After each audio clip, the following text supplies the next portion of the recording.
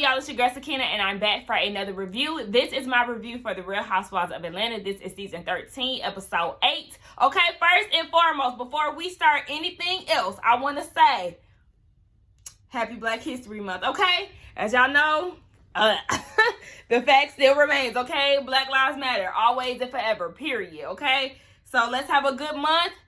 Black history is celebrated all year round, but in this particular month, let's really get it. Nonetheless, let's get into this episode because I was pretty entertained. Now, the episode opens up, or we're going to start off with the girls in the car. And, you know, they're basically still mad at Kenya because she brought baby Brooklyn and didn't extend the invitation to the other moms, to the younger kids.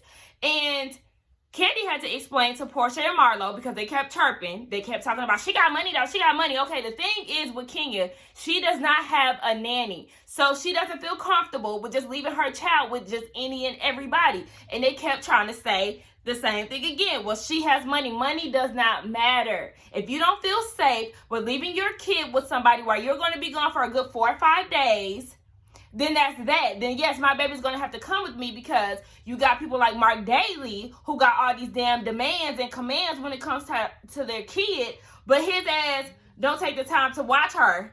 Or I don't want to say watch, baby. Why I keep saying watch? By the way, I'm on some Henny, okay? I took a shot of Henny before I started, so I'm starting to feel it.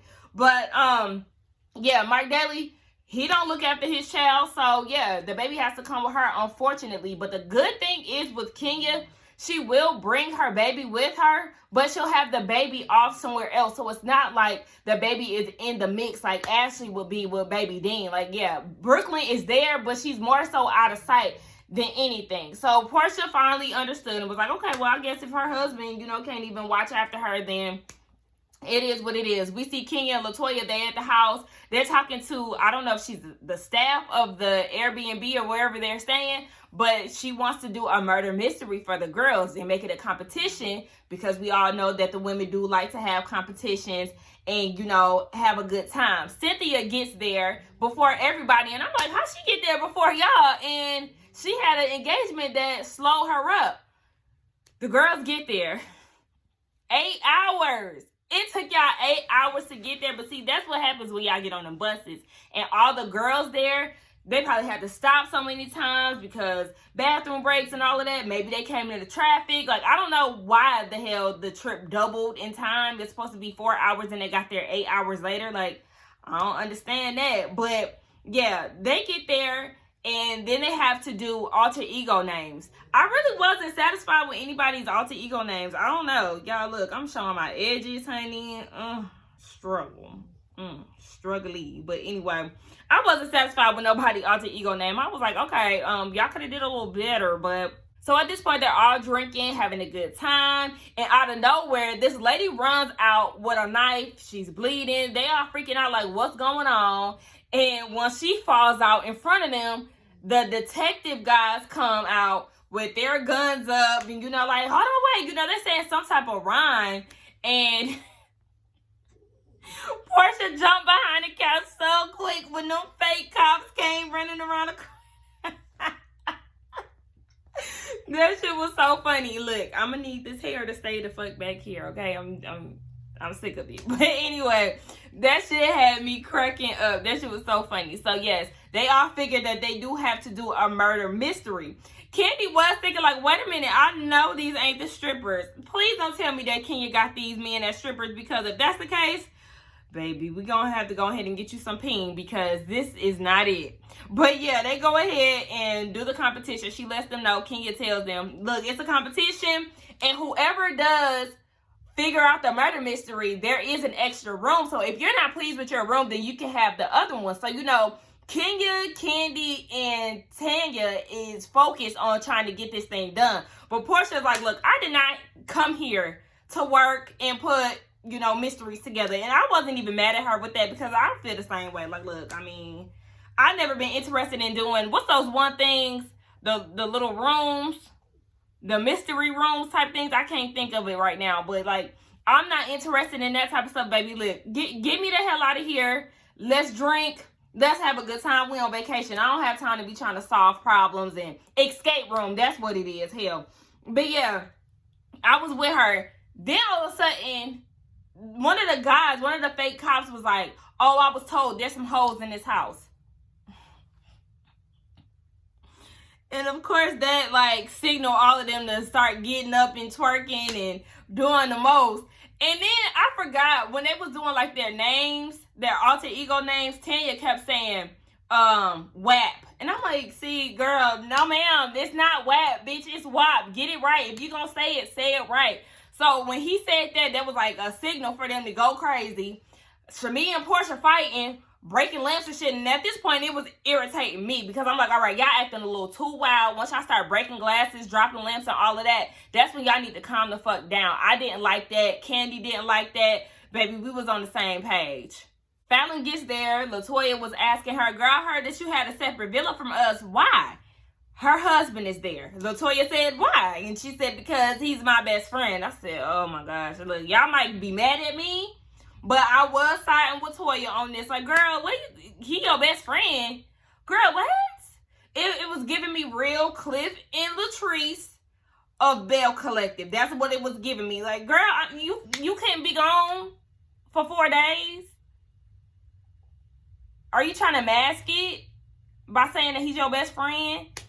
I'm with LaToya. Girl, you could have made friends here. Girl, get the fuck. But as long as he's not in the mix and we don't see him, then, I mean, go off, sis.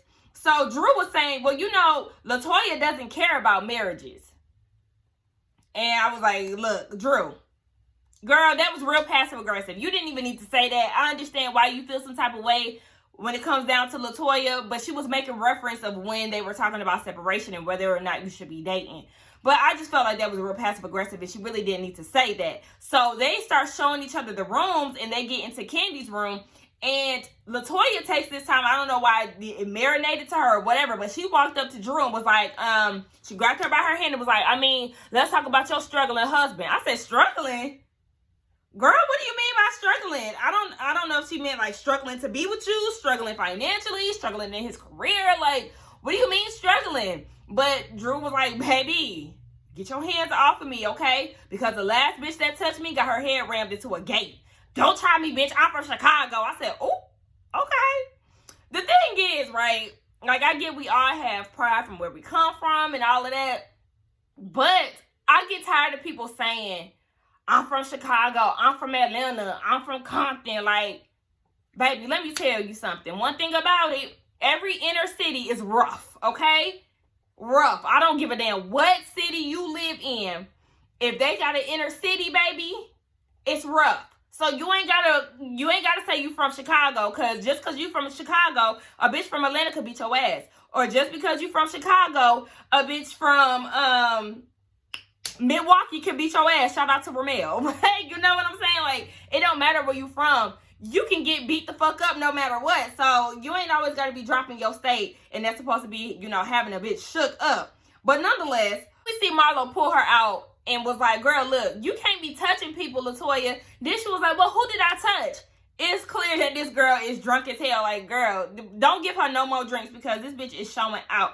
And Cynthia already figured that, obviously, Drew got some animosity towards LaToya about this whole wig thing. And I had figured the same thing. So Kenya had asked Drew, or not Drew, but LaToya, can you apologize to her? And I really was here for Kenya doing that because it really did seem like she didn't want drama. She was really trying to, like, get LaToya together this entire episode. She was really the main problem, even though Kenya, I'm going to get on you in a minute too, girl.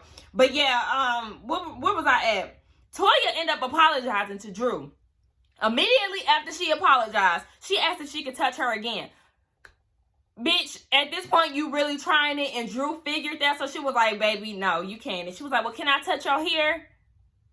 LaToya, bitch, you're tired at this point. You are so tired. We're not going to get into her. We're not going to get into her. So, yeah. Drew was just like, you know what? I ain't got time for this whole, like, she just did a grin and went about her business, as she should have, because LaToya know what the fuck she doing. Now, we see that Marlo is really upset about her room because they went and showed everybody where they're sleeping and all of that. And she was like, oh, hell nah, bitch, why you got me in here? And to me, personally, it wasn't that big of a deal. And she ended up saying that she was going to sleep in the living room. But I'm like, for what, Marlo? For what? Because the idea of her sleeping in the living room just irked my fucking spirit. Because it's a fucking bed, one. It's not that serious. Two, you're sleeping in the common area. So, as we seen, right? She's sleeping in the common area, moving around furniture, doing the most. You see that Kenya and Brooklyn were in the kitchen early in that morning. They doing a lot of banging around because, you know, she's just thinking that she's the only person down there. But here it is, Marlo, with all her damn belongings in the common area, sleep. Like, girl, you could have easily slept in that bed. It was not that deep. I don't know. Maybe it's just because I'm not a person who makes big deals out of little shit. Girl, get the fuck. At this point, they all eating, and it's awkward because LaToya done fucked up the damn vibe. And Marlo and Portia, they go into the room. Then follow Shamia, Tanya, and then eventually Drew. So you got, they call them the aunties and the nieces in 2 different rooms. Now, LaToya is talking about the whole situation, and she said, you know, I'm Caribbean, we're touchy-feely, but I understand you can't touch people. And she was just basically trying to make it seem like Drew started it. And Cynthia had to quickly remind her, no, sis, know that you brought the wig up. So technically, you got the shit popping off. In the other room, Drew was saying that LaToya crossed the line.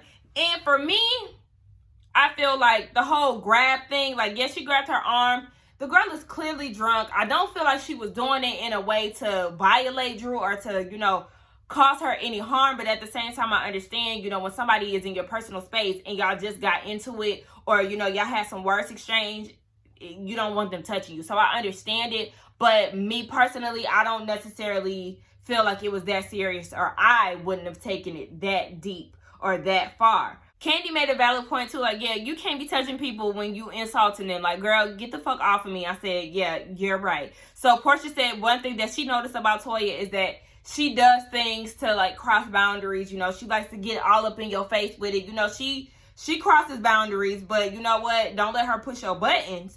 And LaToya said now that Drew knows about the wig thing, she wants to confront her about it. She doesn't see the need to apologize, because if the wig is trash, then it's trash. Kenya co-signing in her confessional saying, oh yeah, I mean, the wig is terrible, but I mean, just let it be. If she wants to wear a cat on her head, then just, you know, it is what it is. And I'm like, I'm so tired of y'all talking about this fucking wig, because I've seen way worse wigs. Now, I ain't gonna say that. Paige from Married at First Sight, because I know y'all gonna ask. I just didn't want to tear my sis down because she already going through a lot with the fuck nigga that she was matched with. But yes, I will talk about Paige from Married at First Sight. Like I said, I don't give a fuck. I don't even know why I'm explaining that. At the end of the day, her wig was not even that fucking bad. So y'all hoes need to get over that shit. Now, in the other room, Portia was saying, you know, I feel like we do need to try to really enjoy ourselves. I'm giving Kenya a chance because I see that she really is trying. And let's just move forward. Like, yeah, I really felt Portia when she said that, like, child, let's go ahead and keep it moving. One thing I want to say, too, though, you can tell that Cynthia has really checked out. And I say that because there were 2 different instances when it came down to Marlo and Kenya. And then there was another point where, you know, you could just tell that she was fighting over stupid shit. And I said, listen, this just might be Cynthia's last season, because the way she's operating, certain things that she's saying, baby, she's tired. She don't have time to be arguing about dumb shit. And I'm so here with her about that. Like, there's no way we should be arguing over a fucking room in a wig. Like, let it the fuck go. Now, the next day, we see that the girls are making breakfast, and Shamia is telling Marlo, she's talking to Marlo and Candy, and she's telling Candy, you know, we was calling y'all auntie and nieces because, you know, y'all just real uptight. Y'all don't want to do nothing. And Candy is like, I mean, bitch, you supposed to be my girl. How you trying to call me an auntie? Okay, girl, I see you acting now that you done got around Portia. I love Candy's confessional look. All of her confessional looks have been good to me. They really have been my favorites out of all the women in the cast. Like, Candy, you look amazing. You look amazing, girl. Now, speaking of Candy, she goes to Marlo's room. Marlo then changed her room into the dressing room because, you know, she's sleeping in the living room or whatever. So she takes the time to talk to Candy about what's going on about Kenya. She was like, her giving me this room, it really is making me feel some type of way. And, I just want to find out where we went wrong. And I'm like, you know exactly why Kenya don't like you, bitch. You know that. Let's not act like you're just so dumbfounded and just really have no idea. The things that you've said to her, the mama thing in particular, then that's how you know nobody fuck with her. Her mama don't even fuck with her. Like, girl, all right, bitch, fuck you. I don't need to talk to you. I don't understand why Marlo is acting so lost when it comes down to that. But Candy is like, yeah, I would like for y'all to start on a clean slate, and if you want to talk to her, go for it. I'm here for a good talk, but I'm just saying, Marlo, you know why. Now, Shamia and Portia, they outside at the pool, and Shamia asked Portia, okay, well, when the last time you talked to Dennis? Girl, he texted me. She let her read the text messages, and he's basically like, I'm tired of this back and forth. Like, if we gonna do it, let's do it. I want my family back, all this shit. And she was saying, I find that very sexy. Like, not sexy and like I want him type of way, but sexy, like flattering. And Portia, stop talking to us about Dennis. If you think it's sexy that he's sending you stuff, one minute you want to try to act like you ain't studying him, then the next minute when you out of town and you probably going off that Henny, now all of a sudden it's sexy and flattering that he's texting you talking about he want his family back. And I was not here for Shamia encouraging the bullshit. Like, girl, this is your best friend and you're encouraging her to get back with Dennis. Girl, bye. No, ma'am. Now the girl's hungry, right? They ain't had nothing to eat. They looking through the refrigerator. They're like, we ain't got nothing to eat. And all of a sudden, Kenya comes into the house with a bag, 2 bags of food. So Tanya and Marlo looking like, okay, girl, what's that? I mean, because shit, yeah, we are hungry. She didn't get no food for them. She did not get any food for them. And I said, that is so fucked up. And then her saying, well, there's food in the refrigerator. Bitch, you not my motherfucking mama. Don't tell me that there's food in the refrigerator. You could have had the common courtesy to ask us if we were hungry too. Like, that just pissed me off. Like, girl, what are you even thinking? And the fact that you even tried to be sneaky about it says a lot. Like, I don't know why Kenya is moving around like that, but it's really starting to piss me off because, yeah, you're supposed to be the host, yet you're treating these people as if they're just like a squirrel in your world trying to get a nut. Like, I didn't like that. Hold on. Now she proceeds on and goes outside, eats in front of everybody. Candy in her confessional was like, now hold on, wait. You were sneaky about the jet. You brought your baby and didn't let nobody know. You gave Marlo the fucked up room. But this is where I draw the line, bitch. How dare you get a crab cake and not tell me about the shit? And I'm like, hello? Baby, Candy had drew the line. Then and there, y'all know how Candy feel about food, honey. She was like, no, ma'am. I was really loving Candy's energy in her confessionals. Like, she made me laugh a few times. I loved it. But, yeah, she also blamed it on her PMSing, Kenya did. And I was like, girl, no, that's just an excuse. No, ma'am, we're not buying that. She ended up sharing with some of the girls. But I just feel like it shouldn't take all of that. All you had to say was, are y'all hungry? I'm about to order some food. And everybody could have placed their own separate orders or, just all together and y'all get y'all money. Like, it's... Anyway, Toya comes out with a bag. Now, I missed this part. But apparently last week she said that she was going to bring a wig for Drew. And she brought the wig and, she's saying it's plucked and it's all of this, it's all of that. Marlo looking at it like, girl, this is not an HD lace. Like, I don't know what you're doing with that. Nobody wanted her to bring the wig to Drew. And it was annoying because it's like, bitch, you still going at it. You still trying it with this wig shit. That's what I'm saying. Like, this is your only fucking storyline. Like, how tired can you fucking be? It's so weird to me. Like, girl, I mean, you could have did better, bitch. You're doing way too fucking much. And this is why the people are not here for you. You're coming off corny, lame, and tired as fuck, bitch. Get the fuck on. So she leaves and acts as if she was going to give it to Drew. But when commercials came back, I mean, we never seen that. Obviously, she didn't give it to her. But we see that all the girls are ready to eat. Finally the damn pig is done. Because, I mean, it was daytime. And when it was done, it was night. So they sitting around. Candy came out in a bodysuit looking good. Okay, she said, I had to show y'all bitches. Y'all talking about some damn aunties. No, bitch. Know that I get the fuck down. So don't try me. She looked so good. I said, okay, Candy. And then the women, it's time to eat. So the women are all afraid to eat this damn pig. I wouldn't necessarily want to eat a whole pig, but I really didn't eat pork like that anyway before I went vegan. So I don't know if I would have ate some damn pig. But Portia says a prayer for the pig, and the shit was funny as hell. And Candy in her confessional again was excited about that damn pig. She said, I don't give a fuck what y'all talk about, but I'm ready to get into this damn meal. So they start talking about Kenya and her being a good host and all of this stuff. And because she said that Tanya was acting spoiled. But that was like, okay, bitch, well, I mean, you not really being a good host because you got food and you ain't let us know. And she said again that there was food in the refrigerator and Portia had to get her ass together. Well, obviously, the food in the refrigerator wasn't good enough for your ass, because if that's the case, you would have been microwaving leftovers too. What the hell are you talking about? I'm going to need her to stop. What you did was fucked up. Own it, and that's that. You don't have to be like, oh, well, I mean, y'all got money. It don't fucking matter. Duh, all y'all got money, but all you had to do was say, hey, y'all, I'm getting something to eat. Like I said, it's just common courtesy, and I can't stand shit like that. So LaToya takes the time out to bring up Drew in the wig. Like, you know, I said what I said about her wig, and I do apologize. So what I want to do is gift you with a wig. I want to order you a good wig and this, and that. And I was just like, bitch, don't act like you doing me a favor. Do not act like you doing that girl a favor, bitch. Get the fuck out of here. I'm telling y'all, there's nothing that LaToya has done in 8 episodes that has made her likable. Like, she's annoying as fuck. And she's doing way too much with this whole wig situation. And Drew was like, you know what? No, thank you. I'm not going to wear it, so save your money. But just know that I get my wigs from a top stylist in Hollywood, so I'm going to, pleasantly decline. And I said, who you get your wigs from, Drew?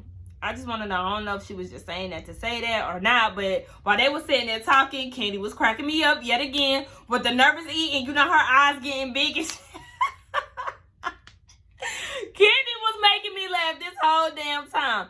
But Drew said, you know what? I got something for you, too. So she comes out, and she was like, sis, I know you said that, your initial reason for not rocking with me was because of, my role that I played in the game and all of that. So what I want to do, since you, like to keep tabs on me and shit, I'm going to gift you with an autographed what? Girl? Sakina, what? An autograph, okay? A signed autograph. Wait, what? I don't know. Okay, look. She gave her a damn autograph, okay? A signed picture. Since she's her biggest fan. I said, thank you, okay? Get that bitch together because she's doing way too fucking much. Like, bitch, get the fuck out of here. You on my dick a little too hard. Now, Marlo was like, regardless of what's going on with us, we're a sisterhood because Drew was saying that, I don't really like to get into the petty shit. So, it is what it is. And that's when Marlo said that it was a sisterhood. And then she brought up her issues with Kenya. Okay, you brought up your issues with Kenya, but Kenya had to let her know, like, you not taking responsibility for the things that you've done that caused me to retaliate. I said, thank you, bitch. I don't fuck with you, and because I don't fuck with you, I get back at your ass. And yeah, you may not like how I get back at your ass, but just know that I'ma always win, bitch, because you play a little too much for my motherfucking liking. And then Marlo did say, well, all I said was, that you got bad skin and that your booty fake. Kenya, now girl, I'm gonna need you to stop fucking lying to the people because that is not your real ass. You think we done? Are we done to you?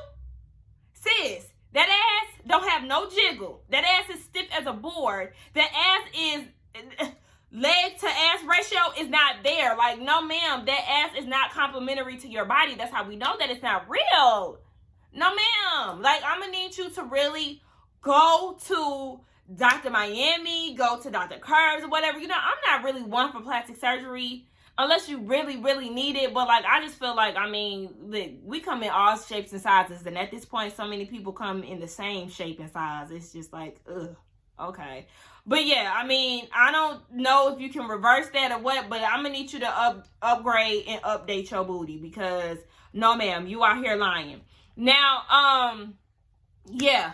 I just felt like, Marlo, this was the wrong time for you to try to talk to Kenya. Like I said, I was here for the conversation, but you wanted to do it in front of everybody, and you already know that's not going to be the right place to do that. So, girl, you done fucked up your chance to really, have a heart-to-heart with Kenya and mend fences. But that was the end of the episode. Like I said, I really did enjoy it. Y'all let me know what y'all think. It's going to go down next week, and I'm excited for that. But don't forget to like, comment, and subscribe to my channel, and I will see y'all in the next one. Again, happy Black History Month, and I will see y'all in the next one. Bye.